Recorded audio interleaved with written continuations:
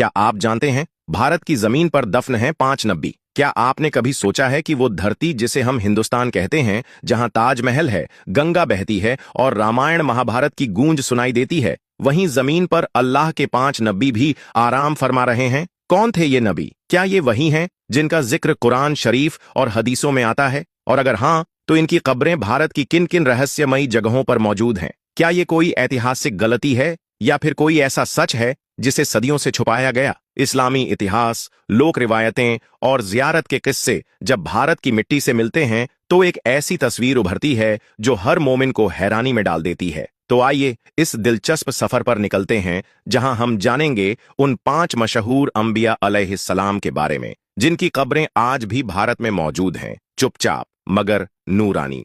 नबी की मिट्टी और हिंदुस्तान की जमीन। दोस्तों, जब ये कायनात वजूद में आई तो इंसान को सिर्फ इस धरती पर बसाया नहीं गया, बल्कि उसे एक साफ रास्ता दिखाया गया, ऐसा रास्ता जो सीधा अल्लाह की तरफ जाता है। लेकिन इंसान की फितरत में है गलती करना, और जब जब उसने उस रास्ते से हटना शुरू किया, तब तब अल्लाह ने अपनी रहमत से उसे संभालने के लिए अपने पैगंबर भेजे। हर दौर, हर कौम और हर इलाके में कोई ना कोई नबी आया। कुरान में अल्लाह ताला साफ फरमाता है, हर उम्मत की तरफ हमने एक रसूल भेजा। तो क्या सिर्फ अरब, इराक या मिस्र जैसे इलाकों में ही उम्मतें थीं? नहीं, इंसान जहां भी रहा वहां अल्लाह का पैगाम भी पहुंचा। यही वजह है कि जब हम नबियों की कब्रों की बात करते हैं तो जहन सबसे पहले फिलिस्तीन, सीरिया या सऊदी अरब की तरफ दौड़ता है। मगर बहुत कम लोगों को पता है कि ऐसी पाक जगहें हमारे भारत में भी मौजूद हैं, जहां कुछ नबियों की मज़ारें मानी जाती हैं। ये वो मुकाम हैं जो शायद किताबों में कम लिखे गए, मगर जमीन पर आज भी मौजूद हैं,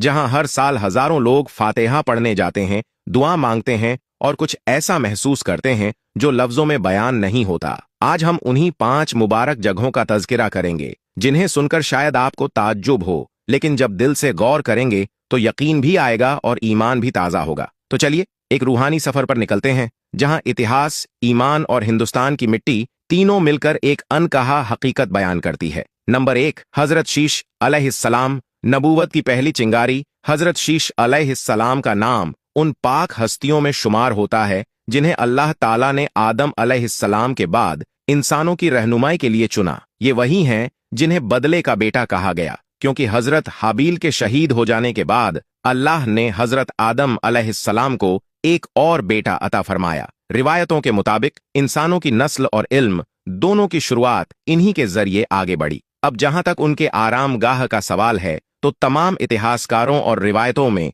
इनके मज़ार के लिए कई जगहों का जिक्र मिलता है, जैसे कि इराक, गजा और शाम। मगर जो बात